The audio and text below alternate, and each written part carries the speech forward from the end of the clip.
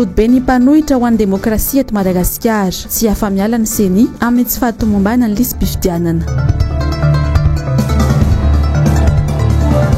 Filohan'ny FJKM sy ny évêque eto Madagasikara miantso ny mpino hivavaka manoloana amin'ny fianaky ny Covid-19. Lehilahy iray no hita faty tetsy Ampasika androany, nitsoraka teo ambony tetezana.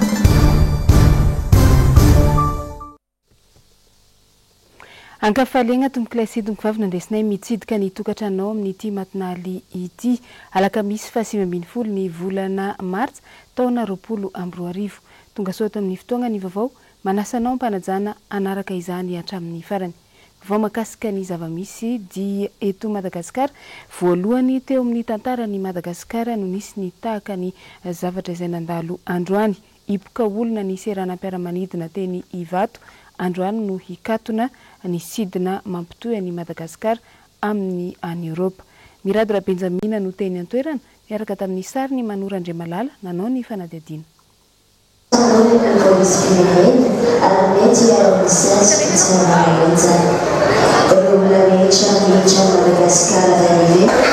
Amin'ny enina sy 10 minitra izao eto amin'ny seranam-piaramanidina iraisam-pirenena ety Ivato misy anay fotoana anaovana fanadihadiana indrindra amin'ny fiatrehan'i Madagasikara ny coronavirus. Arak'izao hitanao amin'ny sary izao dia entitra ny fanaraha-maso na izay mpanao gazety aza zany dia manao an'ireo fepetra sy ireo ataontsika hoe fitaovana atao isoloana izany toy ny cache-bouche sy ny sisa. Ny zavatra misy aty amin'izao fotoana izao dia ny sidina fandray Madagasikara sy Comore zany hoe sidina Moroni aloha zany zao no farany tratranay tety fa raha ny toromarika sy ny fantatra ihany koa amin'izao hoe fanakatonana ny sistany Madagasikara izao ny sidina farany batrehanay ety zany zao dia ny mampifandray ny Madagasikara sy Paris amin'ny 1 mahery 6 minutes. Là on est Ivat et on va aller à Paris en fait. Et pour le coronavirus, j'ai pas du tout peur.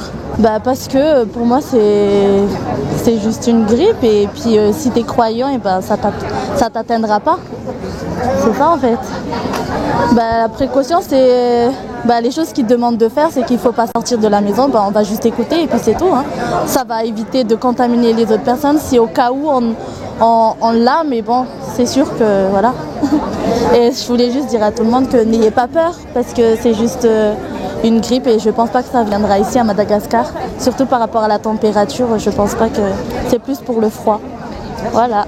Andeha ho any France fa misy cal ao Marseille, ho any Paris. Raha za manokana aloha zany le corona tsy dia atahorako loatra fa hoe manaraka fandaminana fotsiny. Zay angambany raha hoe hevitra avy aty amiko. Fa raha corona aloha tsy dia atahorako fa hoe fandaminana moa tsy maintsy arahana. Za olona kristianina dia nitezaina tamin'izany ara-pinoana fa rehefa tonga moa fotoana hoe fotoana andraisan'ny tompo ahy dia tompo mandray ahy. Izy ihany ny tompony aina. Arak'izao hitanao amin'ny sary izao indray dia ireo olona andeha hamonjy ny fodiny any amin'ny trano fonenany tsirairay avy ireto olona hitanao mitandahatra ireto. Misy ny azon'ny La France, misy ny azon'ny Espagne ary misy ny azon'ny Maurice sy Comore. Zany hoe lava dia lava, tsy ninona akory fa noho ny antony resaka coronavirus ity sy ny fepetra izay niraisina dia mody izy ireo. Fa zay aloha ny azonaina roso teto amin'ny fampalalam-baovao ny MBS. Eo amin'izay lafim-baovao izay hatrany moa dia androany no nikatona ny sidina ho any ivelany ho any Madagasikara. Andesina indrindra isorohana ny fidiran'ny coronavirus eto amintsika. Maro araka izany ireo sidina tonga teny Ivato androany. Maro ihany koa ireo mpandeha tonga teto. Isan'ireo vahiny tonga teto ny teratany Sinoa izay hanamboatra ny kianjan'ny Barian'i Madagasikara na ny kianjan'ny Mahamasina. Araka ny sary miparitaka any anivon'ny tambazotra tserasera Facebook.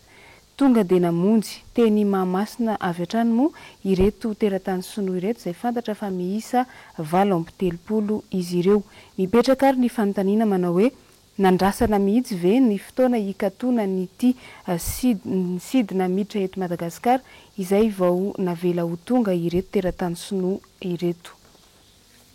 Fa mbola vaovao manodidina n'izay fisorohana ny valanaretina coronavirus izay hatrany samy nivoaka tamin'ny fahanginany androany ny FJKM sy ny fiambonamben'ny évêque eto Madagasikara momba ny valanaretina coronavirus. Nisy androany ny antsoavy nataon'izy ireo nampahafantarina tamin'ny alalan'ny valandresaka ho an'ny mpanao gazety. Asin'Andriamalala sy Tokiramarla no mitatitra ny andindiny izay. Namoaka fanambarana androany ny filohan'ny FJKM mahalona ny coronavirus atsy amin'ny nosy rahavavy. Ny fiangonan'i Jesosy Kristy eto Madagasikara dia mangatabavaka avy amin'ny kristiana rehetra mba tsy hiditra eto Madagasikara ity aretina mandripakonina ity. Hangatahana ny fiarovan'Andriamanitra hatramin'ny firenentsika tsy ho tratran'izany. Hangatahana ho an'ireo havantsika miparitaka manerana ny tany ka miaina ao anaty tebiteby. Hitalahoana famondrampo ho an'izao tontolo izao izay nitiavin'Andriamanitra tamin'ny nanomezany zanan'ilay tokany ho famonjena azy mba hitsahara an'izao arety mandringana izao. Mivavaha koa ho an'ireo tokony andraikitra rehetra eran-tany mba ho tolorin'Andriamanitra saina ny amin'izay tokony ataony izy ireo avy, na ho fisorohana ny aretina na ho fitsaboana ny marary. Mivavaha ho an'ireo mpiasa ny fahasalamana izay miatrika akaiky ny ady amin'ity aretina ity, ary ho an'ireo mikaroka mba hahitana ny fanafodiny. Mivavaha ho an'ny vahoaka mba hanaraka ampahendrena ireo torolalana omena azy. Ny fiangonana dia mampahery antsika fa mbola tompony fahefana rehetra any an-danitra sy ety an-tany rehetrany ihany Jesosy Kristy, koa tsy ny aretina na ny herim-pahafatesana akory ny tompony tantara fa Jesosy Kristy nitsangana tamin'ny maty. Izany no andehanantsika amin'ny fiadanana na dia mamaky ny lohasaboky ny fahafatesana azy. Androany ihany koa dia namoaka fanambarana ny fivondronam-ben'ny veka eto Madagasikara mangatabavaka mba tsy hidiran'ity virus ity ihany koa eto Madagasikara, ka isy ny fiombonam-bavaka mandritra ny 9 andro any an-tanany ny mpino katolika izay anomboka amin'ity anio ity. Manoloana ny fianaka ity valanaretina coronavirus ity na ny aretina COVID-19 dia nandefa taratasy ho an'ny filoham-pirenena ho fangatahana ny fampiatana ny fandoavan-ketra ny Confédération ny fizahantany eto Madagasikara. Ny andindiny izay tateriny Jessica Miray sy Mathieu Princy. Misy fiantraikany ratsy amin'ny sehatra ny fizahantany ny COVID-19 hoy ity fanambarana nalefa ny Confédération ny fizahantany eto Madagasikara ity. Amin'izao fotoana izao, mpiasa mahery ny efatralina no efa tandindomina chômage teknika. Mba ahafahana mandony karaman'ireo mpiara-miasa aminay araka izany, dia mangataka amin'ny filoham-pirenena ity Confédération ity ny mba hampiantona ao anatin'ny fotoana voafaritra ny fandoavana ireo karazana hetra rehetra, fampiantona ny fandoavana ny CNAPS sy ny OSTI, ny fandraisana ny tanana ireo izay voatery atao chômage teknika avy amin'ny CNAPS, ary fanemorana ny fandoavana ny findramam-bola tamin'ny banky. Ny Confédération ny fizahantany eto Madagasikara dia mpitondra teny ny fikambana ny mpisehatra rehetra eo anivon'ny fizahantany eto Madagasikara, toy ny agence de voyage, compagnie mpitaterana anabakabaka, ny mpiserady, ny trano fandraisam-bahiny sy fisakafoana ary ny tour opérateur rehetra. Vaovao makasika ny lafin'ny fampianarana kosa dia fantatra fa mihamafy amin'izao ny fepetra raisin'ireo sekoly tsy miankina hitandrona ny fahadiovana sy ny sorohana ny trangana aretina samihafa tafiditra anatin'izany ny fisorohana ny valanaretina coronavirus. Ravirazafy Mahenina sy Tokiramarla no mitatra ny andindiny izay. Ny fanasana tanana amin'ny savony no fepetra voalohany tsy maintsy atao ho ny sekoly eto an-drenivohitra. Ny fahadiovana aloha no ampianarana ny ankizy sy anitana ireo ray aman-dreny no fisorohana ny aretina aten'izao. Isaky ny tonga avy any an-trano izany dia misasa tanana. Dia rehefa avy eo indray ny ankizy mihinana goûter dia misasa tanana eny moa efa mahazatra. Dia rehefa avy eo indray izy après récréation dia misasa tanana. Dia vita indray fianarana dia misasa tanana. Mandeha misakafo moa izany izao ny ankizy kely izay manao kantine aty aminay dia misasa tanana amin'ny rano savony etsy an-tokotany. Dia izay tonga rehetra na avaiza izy na avaiza izany tsy ny mpianatra ihany fa izay olona rehetra tonga eto aminay amin'ity resaka coronavirus ity dia misasa tanana amin'ny rano savony satria ny fahadiovana no antoky ny fahasalamana. Dia izany mampianatra ny ankizy kely isan'andro sy ny ankizy lehibe ny resaka fahadiovana fanasana tanana sy fihinanana voankazo avy amin'ny coronavirus.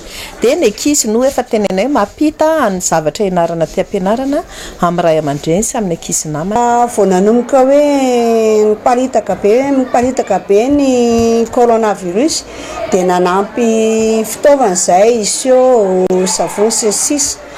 dia alohany hiditra any ampianarana ny ankizy dia le milahatra amin'ny rassemblement maraina dia misy fanentanana eo dia amin'ny maraina koa rehefa tonga amin'ny salle de classe ilay ankizy a dia mbola misy fanazavan'ny mpampianatra isa maraina zany manokana eo amin'ny 3 ka hatramin'ny 10 minitra isan'andro zany izay anazavana ilay izy dia efa voentana zany ilay ankizy hoe raha vao mivoaka ny salle de classe ka hiverinao a dia tsy maintsy misasa satria efa miandry eo foana ny rano sy ny savony dia nampianarina azy tsy kasikasihana vava ny orona sy ny sisa etsy an-daniny tsy azo lavina ny fisiana retina samihafa ny an-tsekoly samy manana ny fepetra raisiny avy moa ny tompona andraikitra ho anatranga misy ny ankizy rehefa manavinavina misy fanafiana dia mijanona any an-tranony zany mba entin'ny ray aman-dre makany amin'ny dokotera aloha eto amin'ny sekoly ka aloha misy dokotera misy infirmière dia jerendry zareo hoe manafy manahoana ilay ankizy voan'ny gripa ve dia tsy mandefa ankizy mody zay fa miantso an'ilay ray aman-dreny amin'ny telefona satria efa misy contact na ray aman-dreny aty a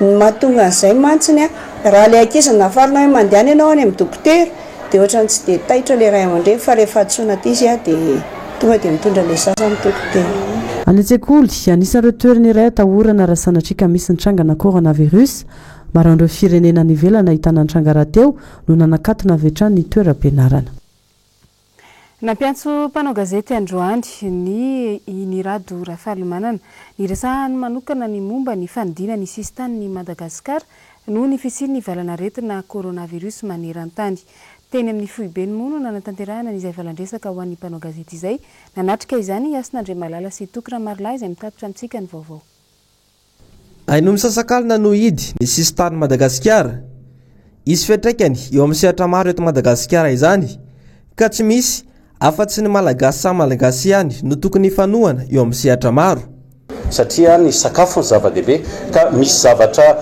pozitiva na miaba ihany raisintsika amin'izao toetra raha eran-tany zao dia tokony eo tsika ny arijery ny fomba fambolena sy ny sakafo vita eto toerana dia anjarantsika no manatanteraka an'izy zany indray mino fa tsy hanano sarotra be tsika satria vitsy ny zavatra farantsika noho ny sakafo misy eto Madagasikara anjarantsika zany manampy an'izay fa mbola tsy resaka an'izay aloha tsika androany fa ny zava-dehibe aminay aloha dia zao ndao aloha tsika hitsotsika amin'Andriamanitra ny zava-dehibe rehefa avy eo amin'izay malalaka io lalana io hifanapitsika eto amin'ity firenena ity ny sabotsy ho avy izao moa dia isy ny fanompo-pivavahana ataon'ny ONG fanahy olona iarahana amin'ny vahoaka tsirairay avy hitrotroana-bavaka ihany koa ny malagasy noho ny valana retina coronavirus izay loza mitatao ho an'ny Madagasikara izay ny amin'iny fa lafim-baovao hafa kosa dia androany no anatontosana ny ilay fakakefitry ny seni teny amin'ny fibeny teny Alarby tsy tonga teny moa ny tim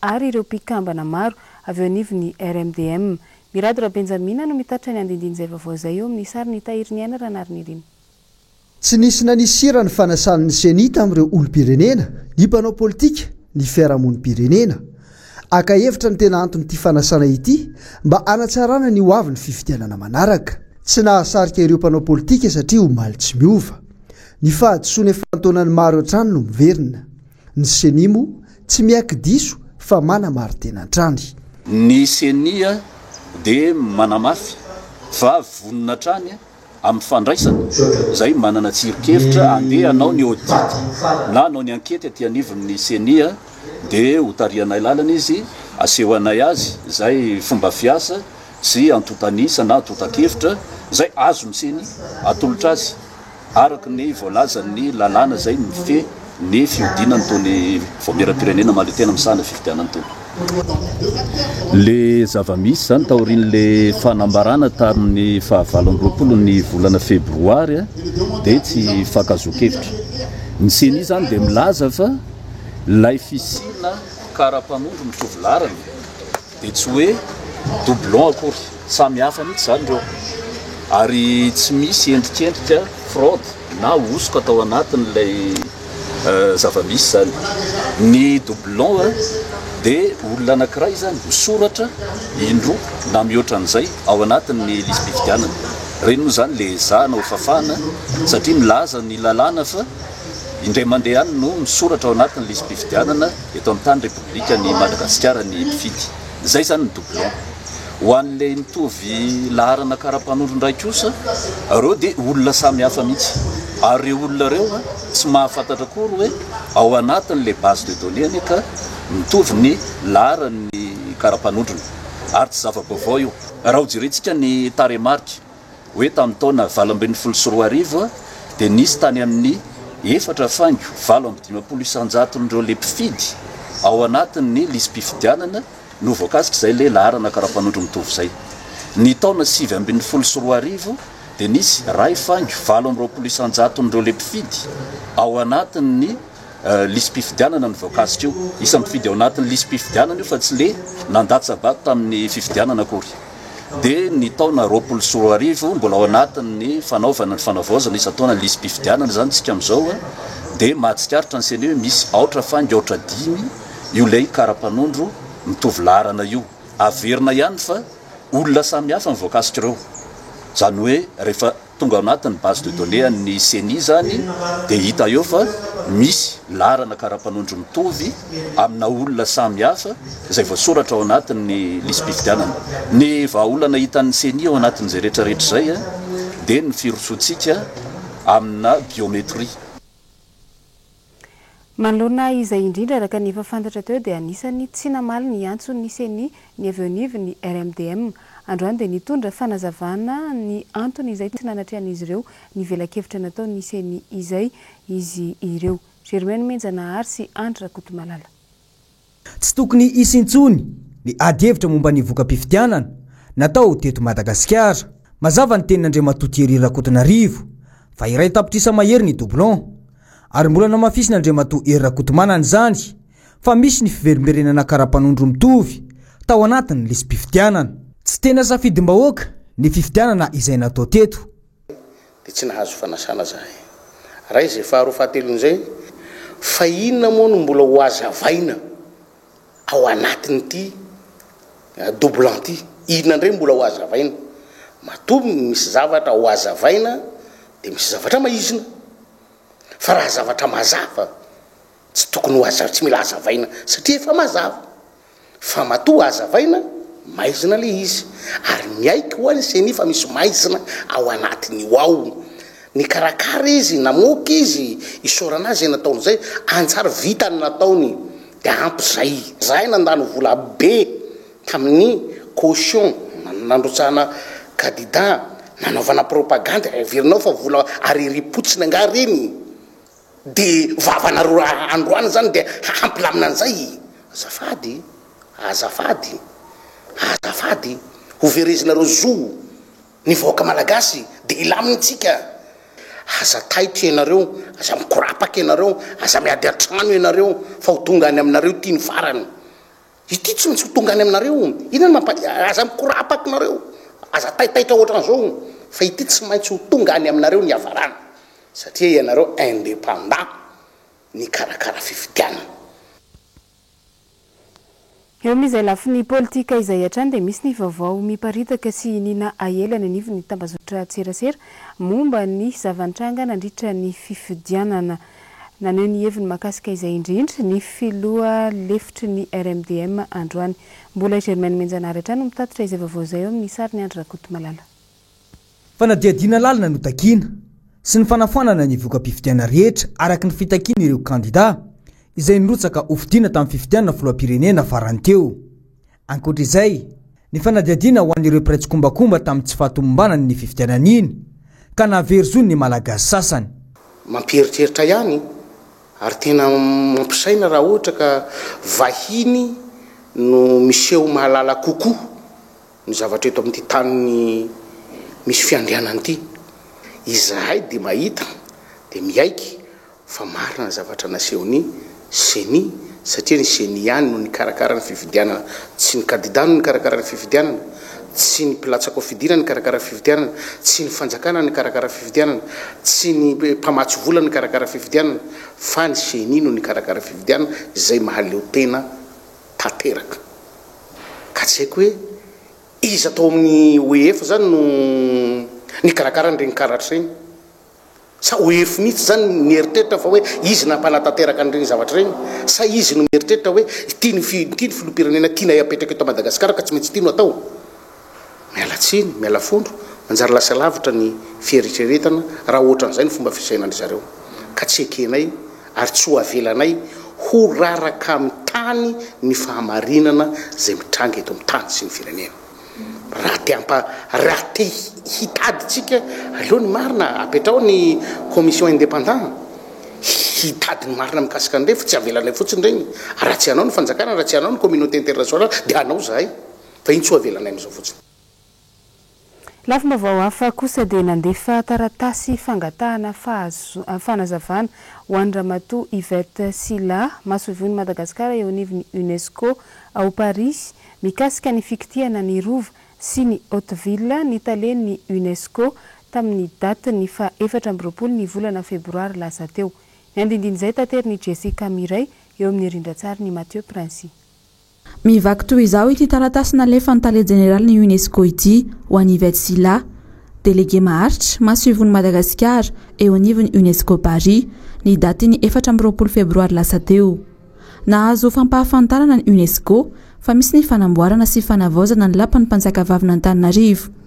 Arak'ireo fampahafantarana ireo dia misy ny asa fanaovana beton, misy ihany koa ny fananganana trano famakiam-boky, trano fitahirizana ary colisée. Ireo fanamboarana ireo anefa dia misy fiantraikany amin'ny asiny maneran-tany na ny valeur universelle exceptionnelle na ny VUE. Misy fiantraikany ihany koa amin'ny mampiavaka ny Hauteville Antananarivo. Ireo fanamboarana sy fikitena ny rova ireo ihany koa dia misy fiantraikany amin'ny lisitry ny vakoka maneran-tany.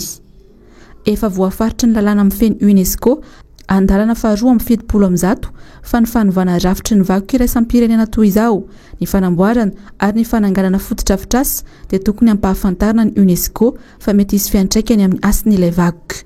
Miandry valina ato anatin'ny 2 volana taorian'ny daty ny 4 febroary arak'izany UNESCO mitondra fanazavana mikasika ireo fanamariana ireo.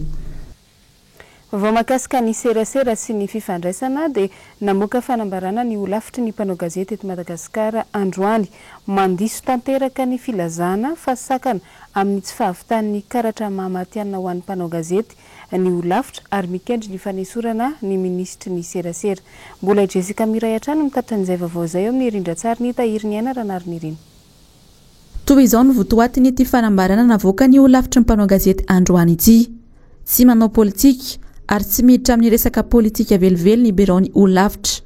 Ka raha misy pirofo milaza izany dia mangataka ny ampisehoany izany ny biron olafitra.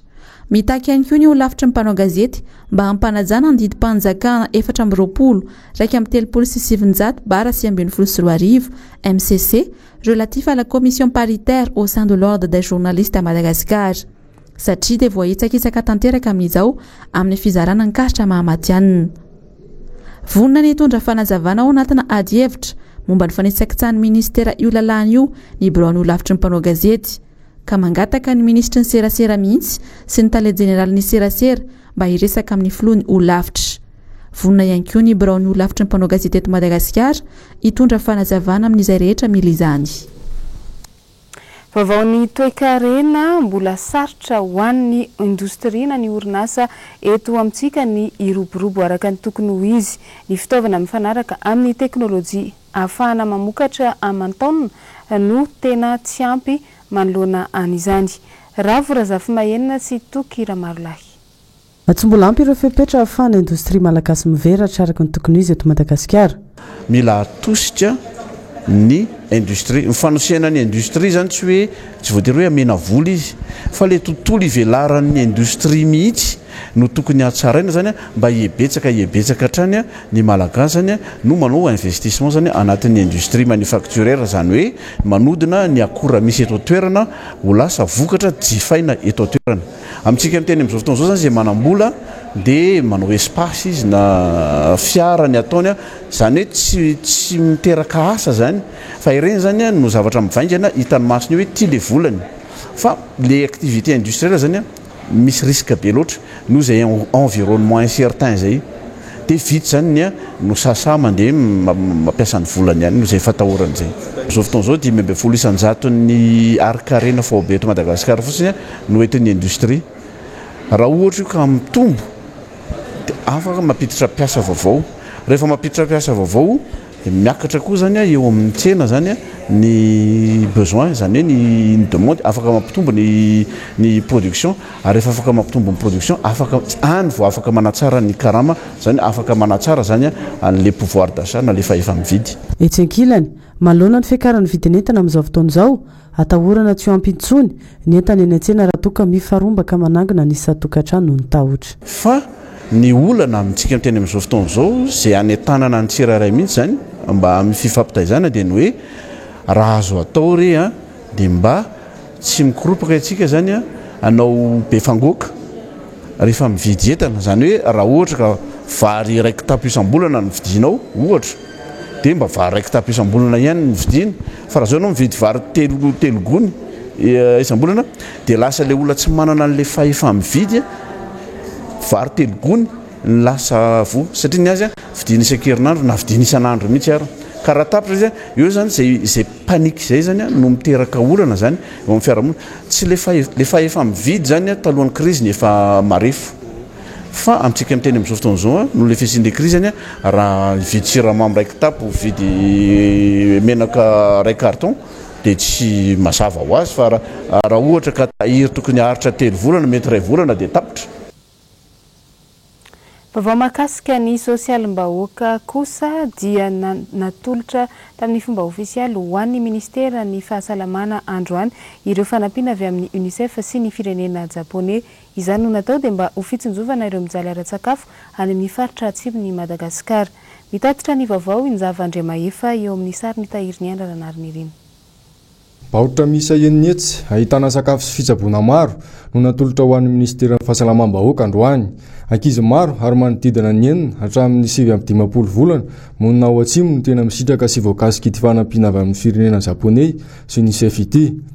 Ny fanomezana dia apahany amin'ny tetikazanovatsian'ny gouvernemanta japonais anamafisana ny fanaraha-maso ara-tsakafo ao amin'ireo distrika any atsimo toy ny ao amin'ny distrika any Amboasary, Ambovombe, Ampany, Bekily, Beloa, Betioky, Tolanaro ary Tsiombe. Efa nisy izao fanampiana natao izao tamin'ny volana Jona lasa teo ary nahitana vokatra tsara izany satria ny ao ireo tanjona ny vokatra notadiavina. Raha ankizy miisa 5.20 alina sara etsy izay enina hatramin'ny 7-10 volana no voatazana sokosokony tsy fahasampihan'ny sakafo ary ny zaza tsy ampy sakafo miisa 5.10 sy 200 sy 7 alina no notsaboana tao amin'ny tobo-pahasalamana 7 sy 200 noho ny fanohanana avy amin'ny UNICEF ho an'ny ministeran'ny fahasalamam-bahoaka. Notombanana vita hatrany amin'ny 790 mijaly amin'ny tsy fahampihan-tsakafo mahery vaika no azo sy sitraka ity fanampiana ity ary fotoana izao amalina ny azo nataon'ny UNICEF manoloana ny tsy fanjari-sakafo any amin'ny faritra atsimo hoy Michel Saint-Lot solotena avy amin'ny UNICEF niresaka tamin'ny masivo japonais vaovao izay nitondra ny raha teto Madagasikara vao aingana. Vaovao ny trangam-piarahamonina dia nisy olona voina indray teny amin'ny ranon'ny Kopa tamin'ny folakandro teo. Tovolahy iray no fantatra fa namoiny tamin'izany. Mitatra ny andindiny izay vaovao izay Injava-Andriamaefa eo amin'ny sary ny tahiriny ana ranariny ireny. Tovolahy iray manodidina 20 taona eo no natsingevany rano tetsy Apasika androany. Nitangorona ny olona teny an-toerana raha ny fantatra sision-dresaka eno dia nitsoraka avy any ambony tetezana ity farany. Nisy koa ny laza fa ninana fanafody na ireny paracetamol ireny maromaro ity tovolahy ity ka izao ny afara tamin'ny fahafatezana izao. Tsy fantatra mazava araka izany ny tena antony ity tranga mampalahelo ity. Nahitana mpitandro filaminana teny an-toerana saingy mbola tsy fantatra treto no mety ho toy ny raharaha. Marihana fa tsy nety niresaka taminay ireo olona nanatra maso teny an-toerana. Vaovao sy maresaka maneran-tany teratany afrikana iray no maty ny aretina COVID-19 voalohany alina tany Burkina Faso. Izy no afrikana maty voalohany taty atsimon'ny Afrika aty. Omaly no nahitana trangana COVID-19 voalohany ihany koa tao amin'ny nosy Maurice. Jessica Miray no mitatra ny andindiny izay eo amin'ny rindran-tsary ny Mathieu Princy. Solombavam-bahoaka lefitry ny filoha faharoa ny anteny miaram-pirenena ao Burkina ity nodimandro voalohany taty amin'ny subsahariana ity. Rose-Marie Compaoré, 12 taona izy ary diabetika. Nanao antsoavo ho an'ny mponina aty amin'ny firenena afrikanina avy hatrany ny tale jeneralin'ny OMS. Tokony hiomana amin'ny rehetra ianareo hoy izy, indrindra manomboka izao. Izay no fiomanana tsara indrindra ho an'ny Afrika. hatramin'ny alina mahery ny 900 izao no tratra ny aretina taty Afrika iray manontolo ary 970 ny maty, 9 tao Egypte, 9 tao Algérie, 2 tao Maroc, 2 tao Soudan ary ity 2 tao Burkina ity. Alina ihany koa dia fantatra izao fa nahitana trangana Covid-19 etsy amin'ny nosy Maurice. Ny Prime Ministre Mauriciana no nanambara fa positif ireo tranga 3 tao Maurice. Teratany Mauriciana avy ny vahiny tany ivelany ireto tratra ny valana aretina ireto. Na dia teo aza ny fitandremana mafy sy ny fisorohana ho hatrany ity lehiben'ny governemanta Mauriciana ity dia izao tratra izao ihany Maurice. Ny roa amin'ireo tratra ireo dia niasa tamina sambo iray, 2 sy 5 taona. Ny iray farany kosa avy ny vahiny tany Angleterre, 7 taona. Efa natoka-monina avy hatrany izy 3 ireo ao amin'ny hôpitaly Souillac. Metsika mamarana ny vaovao ny zava-nisy tany amin'ny faritra avaratry ny nosy iny niparitaka tamin'ny tambazotra Facebook ny fifamaliana nisy teo amin'ny solombavam-bahoaka ny Madagasikara voafitany Antsiranana sy ny ben'ny tanàna tao Antoerana. Resaka asa moa no niteraka ny disadisa. Hoaratsika ny andindin'izay tateriny Jessica Miray.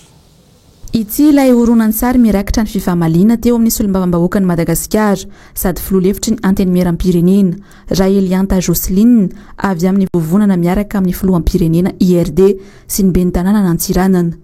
Tsy fisiany fifampiresahana sy fifanajana momba ny asa fanadiovana lakan-drano manodidina ny tanàna no niteraka ny fifamaliana. Nanarama olona ilay solombavam-bahoaka mba hanadio ny lakan-drano. Tsy ny fampiresahana tamin'ny ben'ny tanàna Javojo Zara Jean-Luc akory anefa ka natezitra azy. Tokony hisy hoy izy ny fifanajana sy fanajana ny antanatohatra. Najanony ben'ny tanàna avy hatrany ny asa niaraka tamin'ny polisy munisipaly ka niantso ny solombavam-bahoaka ireo mpiasa. Avy hatrany dia nidina teny an-toerana ny solombavam-bahoaka ka teo niraikitra ny fifamaliana.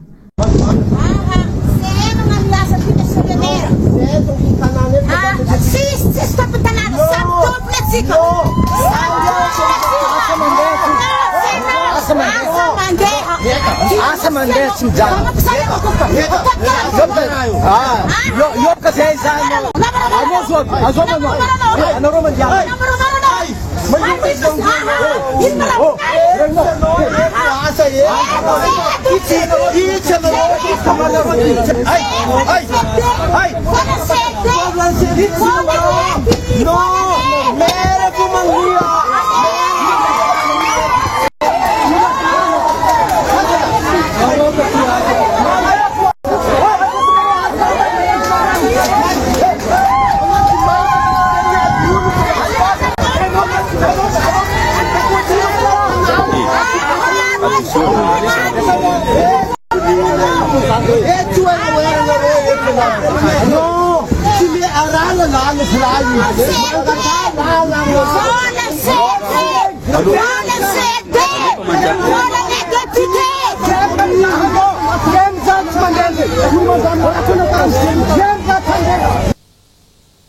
Araka ny rentsika teo moa dia nolazaina fa volan'ny solombavam-bahoaka ny volan'ny CLD raha ny fantatra nefa dia volana tokana anaovana fampandrosoana eny anivon'ny distrika izay nahalany azy ireo iny vola iny fa tsy any ny solombavam-bahoaka akory. Mbola hitondrana fanazavana manokana eto ihany koa ny mahakasika an'izay amin'ny fotoana manaraka. Iny ihany koa madesika mamarana ny vaovao tamin'ity androany ity mankasitraka anao nanaraka izany hatramin'ny farany. Amin'ny fotoana ho anao ny tenako amin'ny manaraka indray. Samy tsara tompoko lasy tompoko vavy.